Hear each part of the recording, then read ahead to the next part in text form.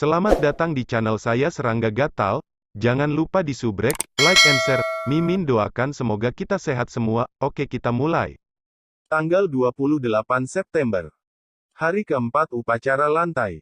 Dibandingkan dengan 3 hari sebelumnya, persaingan di konferensi lantai FA hari ini sangat ketat. Alasannya sangat sederhana, showdown hari ini akan menentukan daftar final 100 besar. Monster kuno dan jenius dunia itu tidak berani menahan diri lagi, dan mereka semua menggunakan kekuatan penuh mereka, jangan sampai mereka terbalik di selokan pada saat ini. Akhirnya, di malam hari, 100 pemenang menonjol, dan daftar 100 teratas dirilis. Gunung Tianmang. Tuanku, ini adalah daftar 100 teratas kali ini. Wang Jiu memberikan slip batu giok. Pria parubaya itu membolak-balik jubah kain, dan berkata dengan nada datar, meskipun saya menantikan keajaiban, saya harus mengatakan bahwa sebagian besar biksu dalam daftar ini telah berpartisipasi dalam majelis lantai Dharma. Sejak kemudian, itu disukai oleh orang-orang, dan tidak mengherankan untuk akhirnya dapat peringkat di antara 100 teratas. Di daftar 100 teratas, hanya monster kuno dan penyihir kontemporer yang menyumbang 90%. 10% sisanya juga memiliki asal-usul dan praktik yang tidak biasa. Hasil seperti itu diharapkan dalam jubah kain setengah baya. Jika Anda berbicara tentang kuda hitam, pelayan Yuan Heng di samping Taoisu harus dihitung sebagai satu. Wang Jiu berkata sambil tersenyum, konferensi lantai Dharma hari ini, Yuan Heng mengalahkan seorang penjahat kuno dan 2 jenius kontemporer dan berhasil mencapai 100 besar dalam satu gerakan. Saya tidak tahu berapa banyak orang tua yang terkejut, dan mereka terkejut. Menanyakan asal-usulnya. Yuan Heng bukan kuda hitam. Jubah kain setengah baya menggelengkan kepalanya, dengan seorang master seperti Su Yi, yang dapat dikatakan menentang langit, bagaimana mungkin kinerja Yuan Heng buruk? Jika dia tidak masuk dalam 100 besar, itu akan menjadi hal aneh. Setelah jeda, dia menunjukkan tatapan aneh dan berkata, namun, apakah Anda tahu, Lao Jiu, 3 orang dalam daftar 100 teratas berasal dari negara kecil terpencil Dazu, yaitu Yuan Heng, Yue Xichan dan Ge Changling. Jubah kain setengah baya berkata, menatap Wang Jiu, Yuan Heng dan Yue Xichan tidak perlu dikatakan lagi, di mana Ge Changling ini suci. Tuanku, budak tua itu juga akan melaporkan ini padamu. Mata Wang Jiu berkilat, dan dia berkata, Taoisme dan metode bertarung yang digunakan oleh Ge Changling tampaknya memiliki nada yang sama dengan Yuan Heng. Jubah kain setengah baya terkejut, dan berkata, apakah Anda curiga bahwa Ge Changling juga memiliki hubungan dengan Su Yi? Wang Jiu berkata, tempat yang aneh ada di sini, Ge Changling sepertinya tidak mengenali Yuan Heng. Jubah kain setengah baya berkata, lupakan saja, jangan bicarakan ini. Siapa yang tidak memiliki rahasia aneh tentang monster kuno dan penyihir dunia itu? Setelah memikirkannya, dia menginstruksikan, 9 tua, besok pagi-pagi sekali, kamu pergi ke lantai untuk berjaga-jaga. Jika Taoisu datang, kamu akan datang dan menjemputmu sendiri. Di sini, Wang Jiu memimpin. Pada malam hari, dengan dirilisnya daftar 100 besar majelis lantai Dharma, Jiuding City menjadi semakin semarak dan riuh.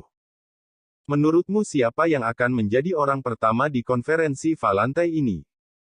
Apakah ini perlu dikatakan? Itu pasti Huan Shaoyou. Orang ini selalu mengalahkan musuh dengan satu gerakan setiap kali dia bergerak. Itu sangat kuat. Sama seperti hari ini, ada 3 jenius dunia dan 1 penjahat kuno semuanya telah dikalahkan oleh pukulannya satu demi satu. Huan Shaoyou memang salah satu kandidat yang paling menjanjikan, tapi selain dia, ada lebih dari 10 tokoh top seperti Zheng Pu, Qi Jiansu, dan Fozi Chenlu. Semoga bisa menjadi nomor 1. Saya harus mengatakan bahwa para penjahat kuno itu terlalu kuat. Di antara para jenius dunia, hanya ada segelintir orang yang bisa dibandingkan dengan mereka. Di malam yang gelap, seluruh bagian kota Jiuding sedang mendiskusikan debat yang akan dipentaskan besok. Ketika berbicara tentang Huan Shaoyou, baik para senior dan biksu muda harus mengakui bahwa keturunan klan iblis Huan ini adalah kandidat paling populer untuk tempat pertama. Demikian pula, dalam debat besok, dalam hal kekuatan keseluruhan, para penjahat kuno itu jelas jauh lebih kuat daripada para jenius dunia itu. Hanya tokoh-tokoh mempesona teratas seperti Fozi Chenlu, Li Handeng, Wen Xinzhao, dan Yuan Shu yang dapat dibandingkan dengan monster-monster kuno itu. Halaman King Yun. Ya, saya tidak berharap Anda berada di antara 100 teratas. Su Yi memberikan pujian yang langka. Konferensi lantai Dharma telah menarik perhatian seluruh dunia budidaya benua Changqing. Ada lebih dari 10.000 orang yang memenuhi syarat untuk berpartisipasi, dan banyak dari mereka adalah monster dan penyihir yang sangat mempesona dan kuat. Pondasi dan bakat Yuan Heng tidak luar biasa. Sekarang tidak mudah untuk menerobos pengepungan langkah demi langkah dan akhirnya peringkat di antara 100 teratas. Ini juga mengajari saya metode sihir tertinggi kepada Tuan yang telah meninggal, dan selalu memberi saya petunjuk, jika tidak, saya tidak akan pernah mencapai seperti sekarang ini. Yuan Heng menggaruk kepalanya dan tersenyum, dan hatinya penuh emosi. Beberapa bulan yang lalu, dia masih seorang pembudidaya iblis di Dazhu yang tidak dapat melangkah ke jalur kultivasi Yuan Dao. Dan hari ini, beberapa bulan kemudian, dia telah masuk 100 besar majelis Dharma lantai Daxia. Satu orang memperoleh kebenaran, ayam dan anjing naik ke langit, itu saja. Konferensi lantai Fa ini hanya selangkah lagi. Jalanmu masih panjang di masa depan, jadi jangan berpuas diri. Su Yi mendesak. Yuan Heng mengangguk dengan sungguh-sungguh. Dia ragu-ragu untuk beberapa saat, tetapi masih tidak bisa menahan diri, dan berbisik, Tuan, hari ini di konferensi lantai Dharma, bahwa Huan Shaoyou datang untuk mengganggu Xinzhao dan Xichan lagi, dan kata-katanya sangat tidak tahu malu. Dua gadis cepat atau lambat. Dia tidak mengatakan lebih banyak, tetapi artinya sudah terungkap. Su Yi menyipitkan matanya yang dalam, dan berkata dengan acuh tak acuh, hujan akan turun, orang-orang akan mati, aku tidak bisa menghentikannya. Besok, aku secara pribadi akan pergi ke konferensi lantai Fa untuk melihatnya. Sekali lihat, menggali ke dalam dinding dan menggali ke dalam dirinya Su Yi, bisakah kamu menanggungnya? Keesokan paginya, tanggal 29 September. Hari baru saja fajar, dan Yue Xichan menyiapkan meja sarapan panas, penuh warna dan aroma. Sampai Su Yi sarapan dengan santai, Yuan Heng telah menyewa kereta untuk menunggu di luar halaman kecil King Yun. Segera, Bao Nian mengantar Su Yi, Yue Xichan, dan Yuan Heng ke lantai di timur kota. Musim gugur begitu menyegarkan. Ranting dan daun dari banyak pohon yang ditanam di kota telah menguning, bersinar seperti emas di pagi hari. Meskipun baru fajar, jalanan sudah penuh dengan lalu lintas, dan orang-orang bergegas menuju lantai di timur kota. Ketika mereka 10 mil jauhnya dari lantai, Su Yi dan yang lainnya harus turun dari kereta harta karun dan memilih untuk berjalan. Tidak mungkin, ada terlalu banyak orang, Bao Nian tidak bisa melewatinya. Jalan-jalan dan gang-gang penuh sesak dengan orang-orang dan orang banyak. Suara keras dan berisik datang satu demi satu. Su Yi mengerutkan kening. Suka dan duka dunia tidaklah sama. Seperti saat ini, Su Yi merasa sangat berisik. Ayo pergi. Su Yi menggelengkan kepalanya dan berjalan ke kejauhan terlebih dahulu. Sepanjang jalan, ketika dia melihat Yue Xichan berpakaian putih dan berjalan dengan pedang di lengannya, dia akan terkejut, bersemangat, kagum, atau suara-suara fanatik dari waktu ke waktu. Lihat, itu peri Xichan. Benar-benar penyihir pendekar pedang. Benar saja, seperti yang dikabarkan, peri Xichan bersih dan murni, seperti peri di langit, ketika orang melihatnya, mereka merasa malu. Superficial. Yang lebih dihargai oleh para biksuku adalah bakat luar biasa peri Xichan dalam kendo. Tidakkah menurutmu ini yang paling terobsesi dan dikagumi oleh peri Xichan? Mendengar ucapan itu, mata Su Yi sedikit aneh. Baru saat itulah dia menyadari bahwa setelah 4 hari berdebat tentang Tao, Yue Xichan kini telah menjadi sosok yang mempesona yang menarik banyak perhatian. Su Yi bahkan lebih terkejut bahwa Yuan Heng, yang berada di sampingnya, juga menerima banyak perhatian di sepanjang jalan, menyebabkan banyak diskusi. Benar saja, konferensi lantai Fa ini adalah panggung yang menarik perhatian dari seluruh dunia. Selama kamu memiliki kekuatan yang cukup, kamu bisa melambung ke langit, menjadi terkenal, dan dikenal dunia. Su Yi diam-diam berkata. Ketika mereka akan mencapai pintu masuk lantai, ada keributan di kejauhan. Mengikuti, seorang pemuda tampan dengan rambut ungu dan mahkota emas dan mengenakan jubah giok berjalan menuju Sui dan yang lainnya. Nona Shichan, Huan sudah lama menunggu di sini. Dari kejauhan, Huan Xiaoyou menyambutnya dengan senyuman yang tulus dan tanpa batas. Yue Shichan sedikit mengernyit. Yuan Hang memiliki ekspresi muram di wajahnya, orang ini seperti plester kulit anjing. Apakah kamu Huan Xiaoyou? Su Yi bertanya. Huan Xiaoyou tertegun sejenak, memandang Su Yi, lalu tersenyum dan berkata, di kota Jiuding ini, sepertinya tidak ada yang berani berpura-pura menjadi aku, Huan. Suara itu memiliki sentuhan arogansi. Su Yi menghela nafas, tidak terlalu malas untuk berbicara omong kosong, dan berkata dengan santai, saya tidak ingin mati, saya akan menjauh dari Nona Shichan dan Nona Xinzhao di masa depan, jika Anda harus mati, saya tidak keberatan mengirim Anda sebuah tumpangan. Begitu kata-kata ini keluar, beberapa pembudidaya di dekatnya yang memperhatikan tempat ini semua tersentak, menunjukkan ketidakpercayaan. Siapa pria ini? Beraninya dia berbicara dengan Huan jahat yang dikenal karena dominasi dan keganasannya. Tempat ini sangat dekat dengan pintu masuk lantai, dan ada banyak orang besar dan semua jenis biksu. Ketika saya melihat adegan ini, saya tidak bisa tidak melihat ke atas, dengan ekspresi yang berbeda. Beraninya ada orang yang mengancam Huan Xiaoyou seperti ini. Siapa pemuda ini? Kenapa aku tidak pernah melihatnya sebelumnya? Suasana ramai di lingkungan sekitar tiba-tiba menjadi banyak depresi dan keheningan.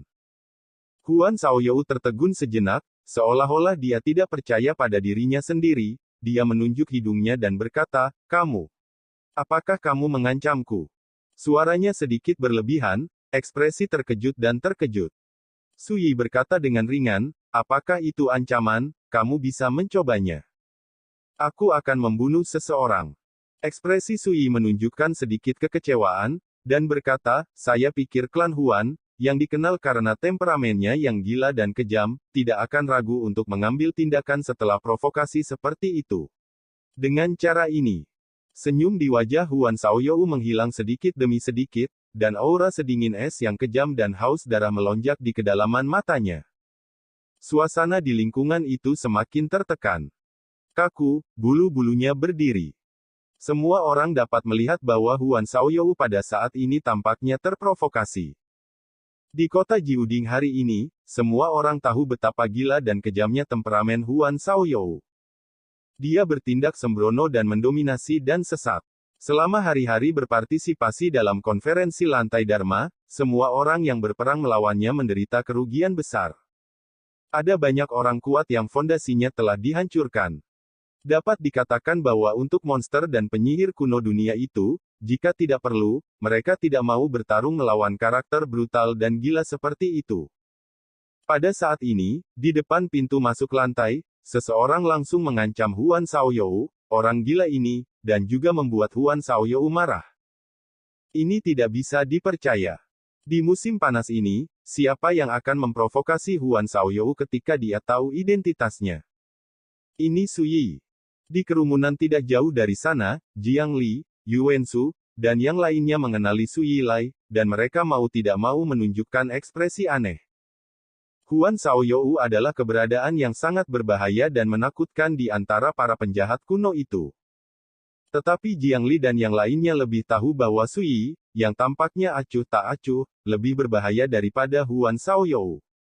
Pada saat yang sama, beberapa penjahat kuno dan jenius dunia juga ada di antara kerumunan. Ketika mereka melihat adegan ini, mereka semua menunjukkan perhatian. Dalam suasana tegang, Huan Xiaoyou tertawa lagi dan berkata, saya tidak tahu siapa yang memberi Anda keberanian untuk memprovokasi saya seperti ini satu demi satu, tetapi itu tidak masalah. Dia penuh senyum, menatap Su Yi, dan berkata kata demi kata, setelah saya mendapatkan jimat Sumi, saya harus bersenang-senang dengan teman-teman saya. Pada akhirnya, itu membawa niat membunuh yang mengerikan. Kemudian, Huan Xiaoyou berbalik. Seluruh penonton tercengang, bingung, kejam, dan gila seperti Huan Xiaoyou. Yang disebut kegilaan, bagaimanapun juga, adalah penampilan. Sui sedikit mengernyit. Mundurnya Huan Xiaoyou tampak sedikit memalukan, tetapi Sui tahu bahwa peran ini sangat sulit dan berbahaya. Gila bukan berarti sembrono dan bodoh. Di kehidupan sebelumnya, Sui melihat banyak iblis tua yang paranoid dan gila, dan masing-masing lebih kejam dan sulit untuk dihadapi. Ayo pergi. Tanpa berpikir panjang, Sui berjalan maju bersama Yuan Heng dan Yue Xichan. Sepanjang jalan, semua pembudidaya itu secara tidak sadar menghindar, seolah-olah mereka khawatir jika mereka terlibat dengan Sui, mereka akan menderita balas dendam dari klan iblis Huan. Tanpa diduga, Huan Xiaoyou menyerah. Mata Jiang Lifeng sedikit menyipit, sedikit terkejut. Yu Wensu berkata sambil berpikir, Huan Xiaoyou bisa menjadi keturunan dari kultivasi utama klan Huan, tentu saja dia tidak bisa hanya menjadi orang gila, mungkin dalam konfrontasi dengan Sui barusan, sehingga dia menyadari ada sesuatu yang salah. Sambil berbincang, rombongan mereka juga pergi ke lantai Hang. Apakah kalian semua tahu siapa pemuda di Xingyi itu? Saya tidak tahu, tetapi yang pasti dia tidak berpartisipasi dalam konferensi lantai Fa, jika tidak, dia akan dikenali sejak lama. Tidak peduli apa, dengan Peri Xichan dan Yuan Hang menemaniku, dan Huan Xiaoyou bahkan memilih untuk menyerah sementara, pemuda berbaju hijau ini ditakdirkan untuk bukan orang biasa. Apa yang lebih kuat? Tidakkah kamu mendengar lobi Huan Xiao? Setelah Pekan Raya Sumeru hari ini berakhir, dia akan menemukan masalah dengan pemuda berpakaian hijau ini, mungkin dia akan menderita malam ini dan mati. Ada banyak pembicaraan di area terdekat. Sui mematahkan wajahnya dengan Huan Xiaoyou. Mata Gu Caning memiliki warna yang berbeda. Sebelumnya, dia juga berada di kerumunan dan menyaksikan apa yang baru saja terjadi. Namun, berdasarkan pemahamannya tentang Sui, sangat jelas bahwa karena Sui berani melakukan ini, dia tidak boleh peduli dengan ancaman dari klan iblis Huan. Aku bisa merasakan bahwa orang yang baru saja menghadapi Huan Xiaoyou sangat kuat. Dia adalah master tersembunyi, dan bahkan aku ingin melawannya. Mata Zheng Pu cerah, dengan sedikit perang. Bocah abu-abu ini pernah menggunakan sepasang tinju untuk menekan Tang Xiaoshan, seorang biksu di alam spiritual, di langit di atas Danau Jinlin. Sungguh, sayang sekali dia tidak menghadiri konferensi lantai Fa.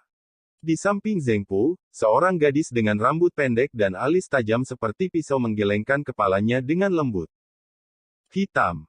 Yang sangat mencolok adalah bahwa di daun telinga kirinya, ada cincin batu giok putih berbentuk seperti ular yang berkelok-kelok.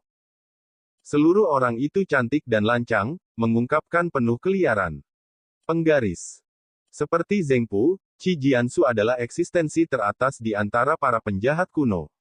Pada konferensi lantai Dharma hari ini, dengan sepasang pedang ganda Xuanming, dia dengan mudah memenangkan kemenangan beruntun, tidak pernah kekalahan.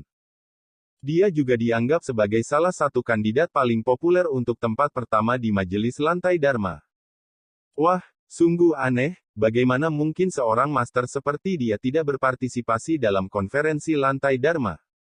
Zheng Pu mau tidak mau tercengang, sangat bingung. Zi Jiansu berkata, dan berjalan ke kejauhan dengan sepasang kaki yang kuat dan ramping. Dia memiliki temperamen yang rapi dan tidak suka ceroboh. Hehe, Qi Jiansu, apakah kamu tidak khawatir bertemu denganku di konferensi lantai Fa hari ini? Zheng Pu mengikutinya dengan senyuman. Tidak seperti Qi Jiansu, dia terlihat malas dan merendahkan, dengan senyum di wajahnya, tetapi temperamennya tidak mengejutkan. Setelah menekan Tang Xiaoshan, seorang kultivator di alam spiritual di Danau Skala Emas, dia pernah mengancam bahwa setiap kultivator di alam spiritual yang tidak menyukainya bisa pergi untuk bertarung dengannya. Bahkan di lantai Law Conference ini, dia sering mengucapkan kata-kata yang sangat memalukan dan memalukan setelah lawannya menderita kekalahan telak. Singkatnya, remaja yang tampaknya tidak berbahaya ini sebenarnya adalah mulut yang sangat beracun. Hal terbaik yang harus dilakukan adalah memukulmu terlebih dahulu. Zi Jiansu tidak menjawab. Zheng Pu tertawa tidak setuju. Pintu masuk landai. Rekan Taoisu, tolong. Wang Jiu sudah lama menantikannya, dan ketika dia melihat Sui, dia berinisiatif untuk menyambutnya. Tidak ada undangan. Su Yi bertanya. Wang Jiu berkata sambil tersenyum, orang lain menggunakannya, Anda tidak membutuhkannya, jika tidak, apa yang Anda ingin saya lakukan di sini? Berbicara, dia telah membawa Su Yi ke ahli lantai. Lantai menempati area yang sangat luas, cukup untuk menampung puluhan ribu orang, dan terdapat 72 venue pencaksilat yang tersebar di dalamnya. Area di sekitar lantai adalah platform penglihatan. Bagian timur lantai adalah Central Jade Terrace. Hari ini adalah hari terakhir konferensi lantai Dharma, dan 100 pembangkit tenaga listrik tingkat lanjut juga akan bersaing untuk peringkat terakhir hari ini. Dan ada banyak nama besar yang hadir hari ini. Seperti Kepala Sekolah Sekte Pedang Tiansu, Lu Daoting. Sekte Taois Qingyi mengajarkan, benar-benar moyang. Kuil Yuntian mengajarkan, 9 kebenaran giok. Kepala Biara Mahachan, Guru Jin Yuan Chan, akan hadir. Selain itu, para patriark dari 3 klan utama Daxia, serta beberapa tokoh kuat dari keluarga kerajaan Daxia, juga akan hadir. Dapat dikatakan bahwa tokoh-tokoh teratas dan paling menonjol di seluruh dunia budidaya Daxia semuanya akan muncul di acara lantai hari ini. Tempat duduk orang-orang hebat ini semuanya terletak di pelataran giok Istana Tengah di sebelah timur lantai. Ketika Su Yi dan Wang Jiu berjalan bersama ke lantai arena, mereka melihat bahwa kursi di sekitarnya sudah penuh dengan sosok, dan ada puluhan ribu orang. Hanya platform batu giok pusat yang terlihat sangat kosong, tetapi sudah ada banyak sosok yang duduk di sana. Wang Jiu membawa Su Yi langsung ke platform batu giok pusat. Ini juga membuat banyak orang di lapangan memperhatikan Wang Jiu dan Su Yi. Ketika mereka tiba di platform batu giok pusat, yang tingginya 9 kaki dan terbuat dari batu giok putih, banyak orang di lapangan sudah tercengang. Bukankah itu pemuda yang menghadapi Huan Xiaoyou sebelumnya? Apa identitasnya untuk bisa naik ke platform batu giok pusat untuk menonton upacara? Ada keributan di arena. Perlu dicatat bahwa pada konferensi lantai Dharma hari ini, mereka yang memenuhi syarat untuk menghadiri platform batu giok pusat adalah pemimpin salah satu kekuatan teratas, atau patriark dari salah satu keluarga bangsawan. Belum lagi orang biasa, bahkan banyak pembudidaya hebat dari surga dan laut tidak dapat menempati tempat di dalamnya. Namun, seorang pria muda seperti Su Yi muncul di panggung batu giok pusat. Sulit untuk tidak menarik perhatian. Benar saja, seperti yang ayahku katakan, identitas Su Yi tidak sederhana. Jiang Li diam-diam berkata. Dia tidak akan pernah lupa bahwa setelah Su Yi membunuh Zhou Fengzi malam itu di tepi Danau Jinlin, ayahnya Jiang Xiaosheng yang secara pribadi datang untuk memblokir berita tersebut. Pada saat itu, Jiang Li tahu bahwa di belakang Su Yi, ada kekuatan yang sangat menakutkan. Orang ini, luar biasa. Mata Gu Caning sedikit lurus. Dia bisa berpikir bahwa Su Yi akan memiliki cara untuk memasuki lantai untuk menonton pertempuran, tetapi dia tidak menyangka bahwa Su Yi akan dapat menghadiri platform batu giok pusat dengan cara yang megah. Tidak heran dia berani menghadapi Huan Xiaoyou, akar orang ini jelas tidak sederhana. Zheng Pu membuka mulutnya.